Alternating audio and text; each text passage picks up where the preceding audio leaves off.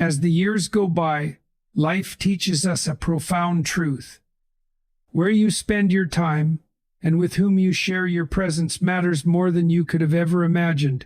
Not every door is worth stepping through, and not every environment is suited to the peace and wisdom you've earned through decades of experience. The homes we enter reflect more than just physical spaces. They embody energy, intention, and the relationships they house. To maintain the dignity and clarity you've worked so hard to build, it's essential to discern where you invest your time. Some places hold peace, while others drain it. Some connections uplift, while others erode. Age brings with it the freedom to choose wisely, to step away from what no longer serves your growth, and to protect the tranquility that allows you to thrive.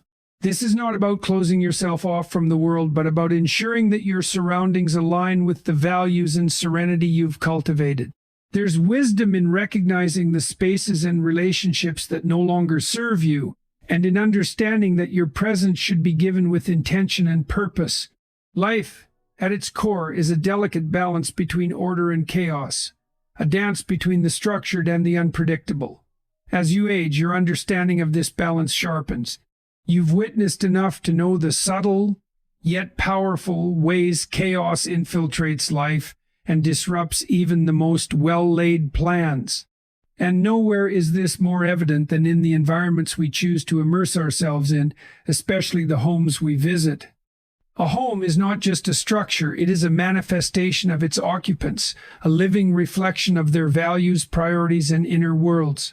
Stepping into a home filled with chaos is not just a physical act, it's an emotional and psychological surrender to the disorder within. There are places you encounter where chaos reigns unchecked, not as a transient state, but as a way of life. This chaos is not the kind that inspires creativity or growth. It is the kind that suffocates clarity and undermines stability. It's the noise of arguments that never resolve, the clutter that tells a story of neglect, and the emotional turmoil that makes every interaction fraught with tension. These environments drain your energy in ways that are not immediately obvious but are deeply impactful. They challenge your sense of calm and test your patience, often leaving you questioning why you subjected yourself to such a place. When you're younger, perhaps you feel a greater sense of obligation to endure these spaces. You may tell yourself that you can handle it, that it's not your place to judge, or that the chaos isn't yours to fix. But as you grow older, you realize something vital. Your presence is your gift, your time is your treasure, and your peace is non-negotiable. You no longer have to compromise your well-being to appease the disorder in someone else's life. Recognizing this is not an act of selfishness, it is an act of self-respect. The challenge lies in identifying these environments for what they are. Chaos doesn't always present itself as loud arguments or visible disarray. Sometimes it's the subtle unease you feel in a space, the unspoken tension that lingers in the air. It's the unpredictability of interactions where you never know whether a simple conversation will escalate into conflict or dissolve into confusion. Chaos is as much an emotional experience as it is a physical one, and it leaves its mark long after you've walked out the door. It's important to acknowledge that you cannot change these environments. Chaos, in its deepest sense, is a choice. It's a pattern of behavior and a way of living that those who perpetuate it have either embraced or resigned themselves to. Your presence will not fix it. Your attempts to help will often be met with resistance or resentment. The truth is, the only way to protect yourself from chaos is to avoid it. This does not mean abandoning those you care about or turning your back on people in need. It means setting boundaries that preserve your peace and ensuring that the help you offer does not come at the cost of your own well-being. Walking away from these spaces is not easy. There may be guilt, a sense of duty, or the fear of being perceived as uncaring. But you must remember that you cannot pour from an empty cup. If the chaos of another's environment begins to seep into your life, it will not only impact you, but also the people who rely on you and the relationships that truly matter. Your presence is valuable, and where you choose to invest it should reflect that value.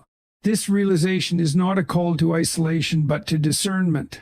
It is about recognizing that you deserve to spend your time in spaces that nourish your spirit, not drain it. It is about understanding that your years of experience, wisdom, and growth have earned you the right to prioritize peace. And it is about acknowledging that the chaos of others is not your burden to bear, especially when it comes at the expense of your own harmony. The homes you visit are not just destinations, they are extensions of the lives they contain. Choose wisely where you go, not out of judgment, but out of respect for yourself and your journey. There is nothing noble in subjecting yourself to disorder when it serves no greater purpose. Instead, seek out spaces that align with your values, that inspire calm, and that allow you to leave feeling better than when you arrived. These are the environments that will sustain you, that will complement your growth, and that will reinforce the peace you've worked so hard to build. As you navigate this stage of life, let this principle guide you. Your presence should never be taken for granted, and it should never be given without intention. In choosing where to go and whom to share your time with, you are making a statement about what you value and what you are willing to accept. Let that statement reflect the respect you have for yourself and the life you've built. Chaos has its place in the grand scheme of existence, but it does not belong in the spaces you choose to inhabit. Let others find their way to order, but do not let their disorder become your own. As we navigate through life, the importance of energy becomes strikingly apparent. Energy is the currency by which we live. It is what allows us to think, act, and connect. But as the years pass, this currency becomes more precious. It is no longer something you can afford to squander thoughtlessly or waste on pursuits, places, or people that fail to bring meaning or stability into your life. And this is especially true when it comes to the environments you choose to inhabit. By the time you've reached a certain age, you've learned through trial, error, and perhaps even hardship that some places simply cost too much. They drain your energy, undermine your peace, and leave you diminished rather than replenished. It's important to recognize that every home carries an atmosphere. This atmosphere isn't just shaped by the physical space, but by the emotional and psychological states of those who live there. Some homes, no matter how physically inviting they may appear, are deeply unsettling. They carry an undercurrent of tension, unresolved conflict, or even bitterness that seeps into every interaction. When you step into such a place, you don't just visit it, you absorb it. And if you aren't careful, you take it with you when you leave. One of the most insidious things about these environments is their subtlety. They often don't announce themselves outright. You may find yourself sitting in a room, surrounded by people you care about, yet feeling inexplicably uneasy. The conversation may seem normal on the surface, but there's an edge to it, a tone that hints at deeper dissatisfaction or disconnection. It could be the way people interrupt each other, the lack of genuine warmth in their exchanges, or even the silence that fills the gaps. These are the signs of an unhealthy space, places where tension resides not as a visitor but as a permanent occupant. When you enter such spaces, your body knows it before your mind fully registers it. Your shoulders tense, your breathing changes, and you find yourself on edge, even if you can't quite articulate why. This is your intuition speaking, telling you that the environment you're in is not conducive to your well-being. Yet, many people ignore this internal warning. They dismiss it as oversensitivity or convince themselves that their presence is necessary to help or fix the situation.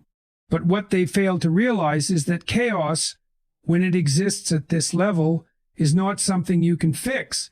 It is the product of deeply ingrained patterns that are not yours to undo. Think about the toll this takes on you.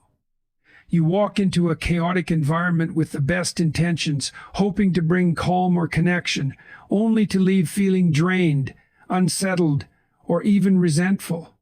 It's not just a matter of discomfort, it's a matter of emotional cost. Every moment you spend in a space that depletes you is a moment you could have spent nurturing your own peace, connecting with someone who uplifts you, or simply enjoying the solitude of your own company. Life is finite, and your time is too valuable to be spent in places that subtract from your well-being rather than add to it. Some people might argue that avoiding these environments is selfish, but this is not about selfishness. It's about self-preservation. There is a difference between being selfish and recognizing your own limits. When you prioritize your peace, you are not rejecting others, you are protecting yourself. You are acknowledging that your energy is a finite resource and that you have the right to decide where and how it is spent. This is not a rejection of those who live in chaos, but an acceptance of your own boundaries. You may feel an obligation to visit these homes out of love, loyalty, or even guilt. But consider this: true love and loyalty are not about enduring harm for the sake of appearances.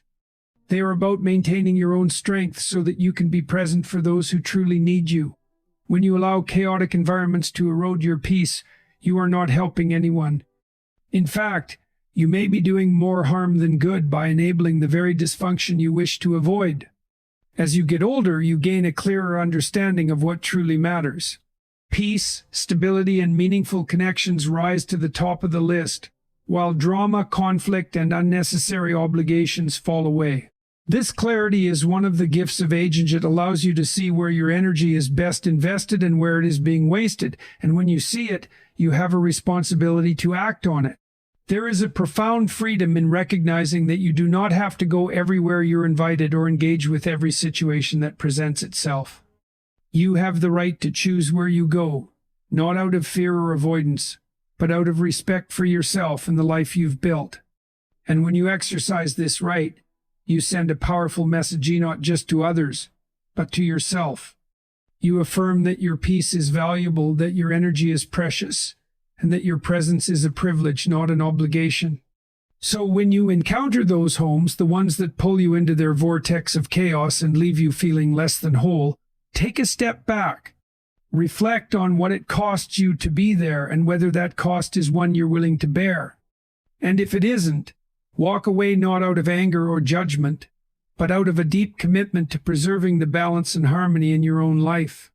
Because in the end, that is not just your right, it is your responsibility. The homes we visit and the people we engage with carry profound implications for the quality of our lives. As we age, the value of peace and stability grows clearer, but the environments we find ourselves in can either amplify or erode that peace. By the time we have lived through the trials and turbulence of life, we learn something essential. Where we choose to invest our presence matters. There are places that foster growth and renewal, and then there are spaces that sap our energy, leaving us fragmented and unsettled. Recognizing this distinction is not just a matter of convenience, it's a matter of survival. One of the most challenging aspects of navigating this terrain is the realization that not all connections are meant to be sustained indefinitely. There are relationships and situations that, while meaningful at one point, may now exist only as a source of tension or discomfort. This isn't to say that those people or places are inherently bad, but they may no longer align with the person you've become. And yet, there's often a sense of obligation or guilt that compels us to remain engaged even when it comes at great personal cost. This pull can feel especially strong in later years, as the societal narrative emphasizes the importance of maintaining ties and showing loyalty. But loyalty, when applied indiscriminately, can become a burden rather than a virtue. Imagine walking into a home where the atmosphere is heavy with unspoken conflict. The voices may not be raised, but there's a tension that permeates the air. Perhaps it's a subtle competition between family members, a lingering resentment, or a quiet hostility that manifests in passive-aggressive remarks. You sit there, attempting to navigate the undercurrents, but you can feel your energy draining. You've stepped into a space where chaos reigns not in an explosive, dramatic way, but in the subtle erosion of harmony. And here's the truth. Chaos doesn't need to be loud to be damaging. Its quieter forms are often more insidious because they're harder to pinpoint and therefore easier to dismiss. When you subject yourself to such environments, you may think you're doing the right thing. Perhaps you're keeping the peace or fulfilling an unspoken duty. But at what cost? Every moment spent in such a space is a moment taken from your own reservoir of well-being. It's not just about the time you lose. It's about the emotional toll it takes. The frustration, the unease, the sense of being on edge, all of these accumulate, and they do so silently. Over time, they can rob you of the peace you've worked so hard to cultivate. And what about the homes where negativity thrives unchecked? These are places where criticism is the primary language, where nothing ever seems to go right, and where gratitude is a foreign concept. Such environments are like emotional black holes, pulling you into their gravity and leaving you with little to show for it. It's easy to tell yourself that you're strong enough to resist the pull, but even the strongest among us are not immune to the effects of constant exposure to negativity. It seeps in, sometimes imperceptibly, until one day you realize that you've absorbed more than you intended. Then there are the homes defined by their stagnation. These are not chaotic or overtly negative, but they're void of growth. They are places where time seems to stand still, where the same conversations and patterns repeat endlessly. While they may not feel immediately harmful, their long-term effects can be just as draining. They offer no challenge, no inspiration, and no sense of forward momentum. They can leave you feeling stuck, as though you've stepped out of the flow of life and into a state of suspended animation. When you're older, the stakes are higher. Your time, your energy, and your emotional resources are not infinite. Each decision about where to go and whom to engage with carries more weight because the opportunities to recalibrate become fewer. This isn't about retreating from the world or isolating yourself. It's about being discerning. It's about recognizing that your presence is a gift and that not every environment is deserving of it. So what do you do when faced with these situations? The answer is not simple, nor is it one size fits all. But it starts with awareness, acknowledging the impact these spaces have on you, and giving yourself permission to prioritize your well-being. It's about setting boundaries, not out of malice or rejection, but out of respect for yourself and the life you've built. And it's about choosing, whenever possible, environments that nurture rather than deplete you. This is not an easy path. It may involve difficult conversations, strained relationships, or even the loss of certain connections. But the alternative, remaining in spaces that diminish you, is far more costly. By choosing to protect your peace, you're not only safeguarding your own well-being, you're also creating the conditions for deeper, more meaningful engagements elsewhere. The decision to avoid certain homes or relationships is not about judgment. It's about alignment. It's about ensuring that the spaces you inhabit reflect the values you hold dear and the person you strive to be. And as you move forward, let this principle guide you. Your energy is finite, your peace is priceless, and your presence is a privilege. Use them wisely, and you'll find that the life you create is one of harmony, fulfillment, and enduring strength. As you age, the clarity of what truly matters sharpens. The illusions and distractions that once occupied your time and energy fall away, revealing the stark reality of life's finite nature. This is not a bleak realization, it is a profound one. It's an invitation to focus, to prioritize, to eliminate what no longer serves you so that what remains is meaningful and true. And yet, with this clarity comes the responsibility to act, to make decisions that honor your well-being, your dignity, and your sense of purpose. Among these decisions, one of the most challenging but necessary is deciding where not to go, which doors not to open, and which relationships to step away from. When you get older, you begin to realize that not every environment supports the life you are trying to build or maintain. There are spaces that nurture, encourage, and inspire, but there are also spaces that diminish, confuse, and drain you. The difference between the two isn't always immediately obvious. It requires a keen sense of self-awareness, a willingness to observe the subtle effects these spaces have on your mind and body.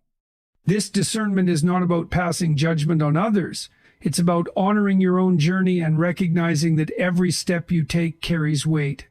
Consider the impact of a home steeped in conflict.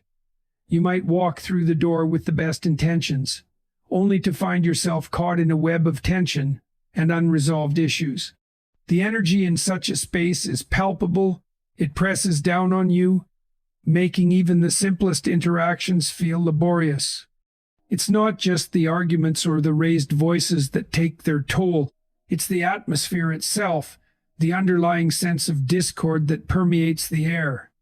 You leave these spaces feeling heavier than when you arrived, carrying with you the weight of emotions that aren't even yours to bear. And what of the homes that harbor resentment and blame? These are the places where past grievances are never truly laid to rest, where the same arguments resurface time and time again, disguised as new but rooted in the same old wounds. Being in such an environment is like walking into a storm. You might try to remain neutral, to navigate the situation with grace, but the storm doesn't care about your intentions. It envelops you, pulling you into its chaos, and leaves you feeling battered and worn. Then there are the homes that thrive on negativity, not overt conflict, but a pervasive sense of dissatisfaction and complaint. These are places where hope and gratitude are in short supply, where every conversation seems to spiral into a list of what's wrong with the world, with other people, with life itself.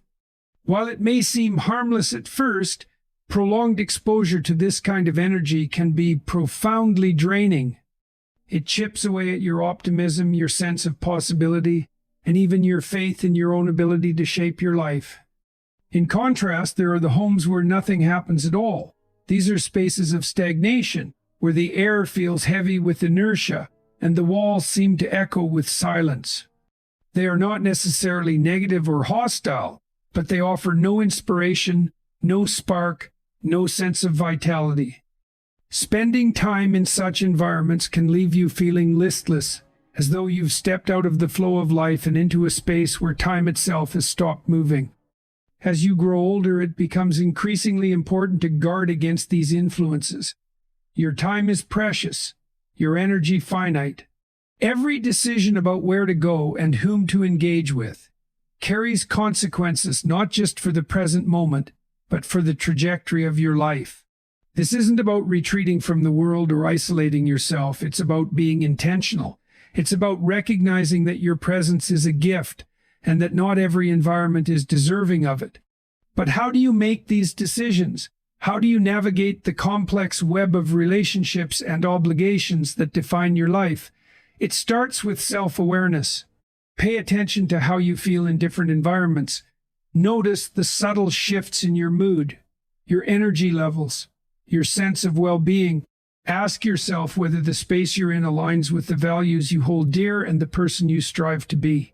And most importantly, give yourself permission to step away from situations that do not serve you. This is not an easy process. It may involve difficult conversations, strained relationships, or even the loss of certain connections. But the alternative, continuing to subject yourself to environments that drain and diminish you, is far more costly. By choosing to prioritize your peace and well-being, you are not only honoring yourself, but also creating the conditions for deeper, more meaningful engagements elsewhere. This is about reclaiming your agency. It's about recognizing that you have the power to shape your environment, to choose the spaces and relationships that support your growth and well-being. And as you do so, you'll find that the life you create is one of balance, harmony, and fulfillment. Because in the end, it's not just about avoiding certain homes or relationships. It's about building a life that reflects your highest values and aspirations. When you consider the later stages of life, it's impossible to avoid confronting the limitations that come with them. Aging is not merely a biological inevitability. It's a process that brings clarity about what truly matters. The focus sharpens, the unnecessary falls away, and what's left is the essence of who you are and the life you've built. But with that clarity comes a responsibility to make choices that protect your dignity, your well-being, and your peace. As we grow older, it becomes increasingly important to evaluate where we spend our energy, whom we surround ourselves with, and what environments we allow ourselves to enter.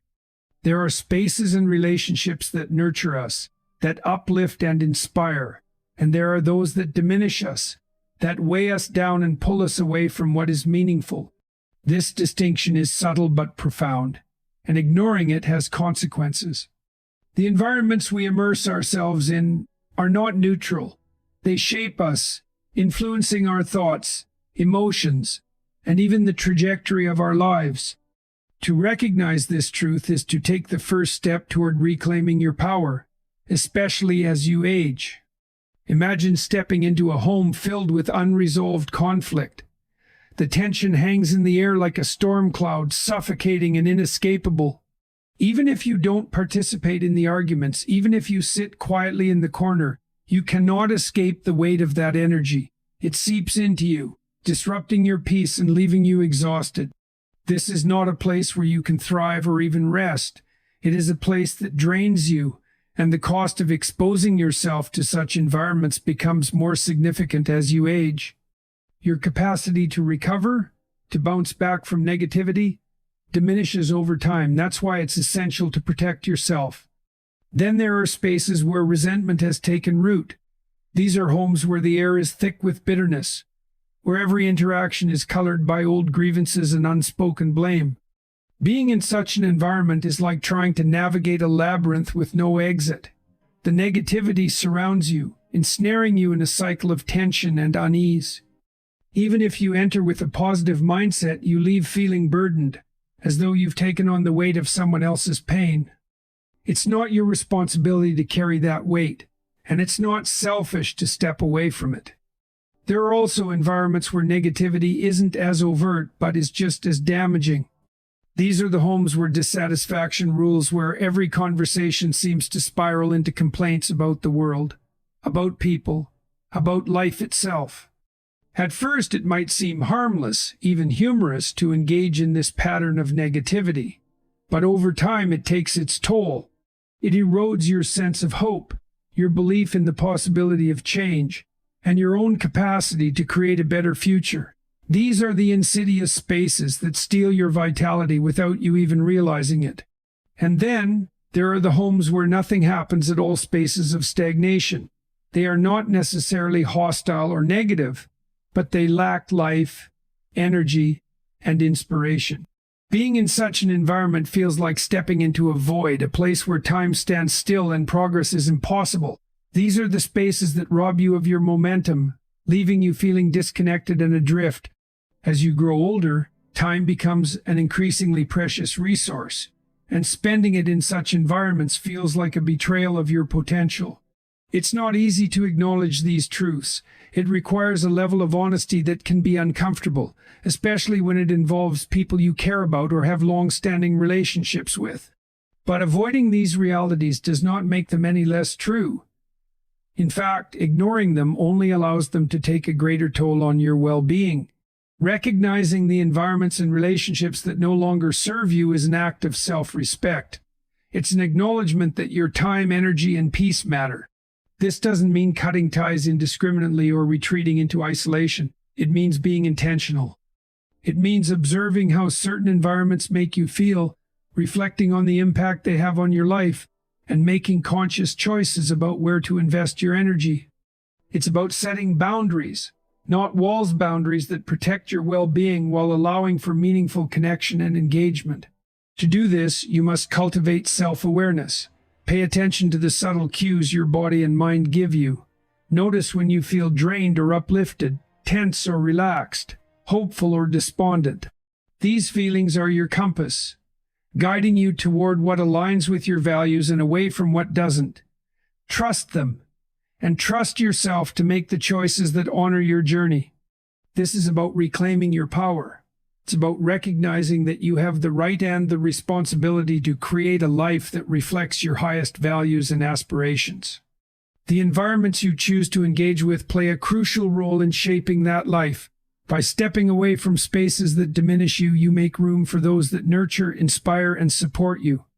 And in doing so, you not only protect your own well-being, but also create the conditions for a life of balance, harmony, and fulfillment. When you reach a stage in life where time feels more fleeting, the choices you make about how and where to spend that time become paramount. This isn't just a matter of personal preference or convenience. It's a moral and psychological imperative. Life demands that we discern where we belong and where we don't, not out of disdain or arrogance, but out of respect for the finite nature of existence. The homes you visit, the environments you immerse yourself in, and the relationships you nurture have an outsized impact on your sense of purpose, peace, and fulfillment. Imagine for a moment stepping into a space that carries an air of unresolved tension. You can feel it immediately: the unspoken words, the lingering resentment, the subtle but unmistakable hostility that permeates the atmosphere. Even if no words are exchanged, even if there's a facade of politeness, the energy is unmistakable. It's heavy, oppressive, and inescapable. And while you may convince yourself that you're unaffected, that you can endure it for the sake of social obligation or familial ties, the truth is more insidious. That kind of tension seeps into you. It clings to your thoughts, colors your emotions, and leaves you feeling drained long after you've left. Why would you subject yourself to such a corrosive experience? Especially when you know that as time goes on, your ability to bounce back from these psychological blows diminishes. This isn't weakness. It's the natural consequence of prioritizing peace over conflict as you age. Now consider another kind of environment, tone steeped in negativity, where every interaction seems to spiral into complaints, criticisms, or bitter reflections on the past. At first, it might seem harmless, perhaps even entertaining in a perverse way, as if commiseration can provide some semblance of connection. But over time, the toll becomes apparent. Negativity has a way of spreading like a virus, infiltrating your mind and shaping your worldview.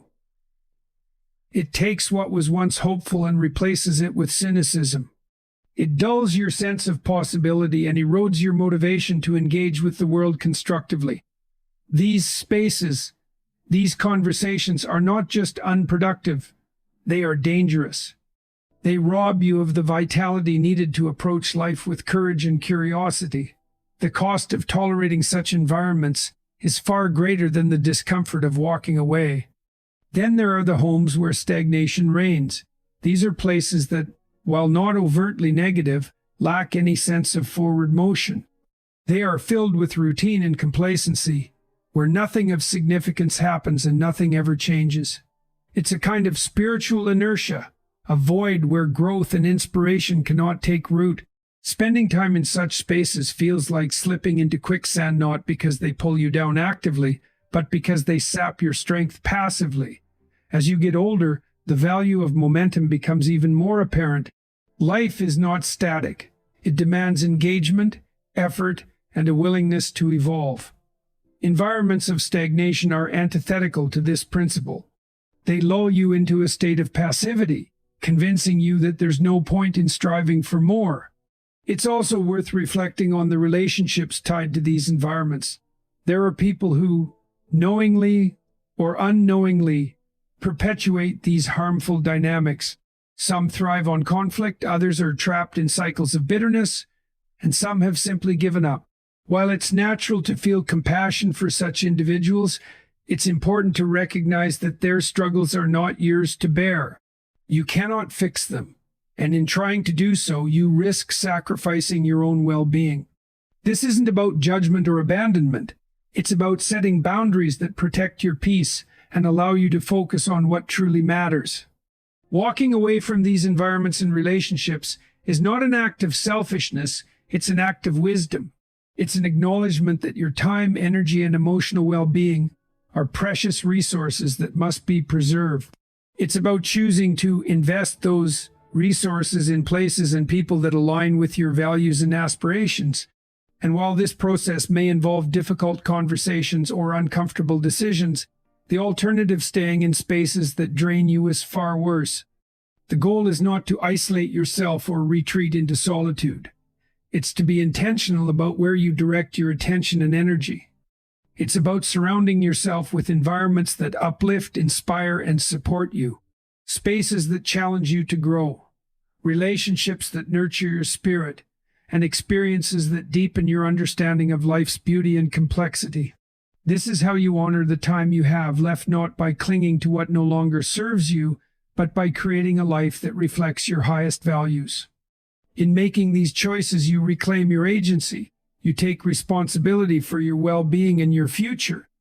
And in doing so, you set an example for others, a reminder that it's never too late to choose a life of purpose, peace, and fulfillment. This is not just a gift to yourself. it's a contribution to the world. By living with intention, you become a source of inspiration, showing others what it means to honor the gift of life.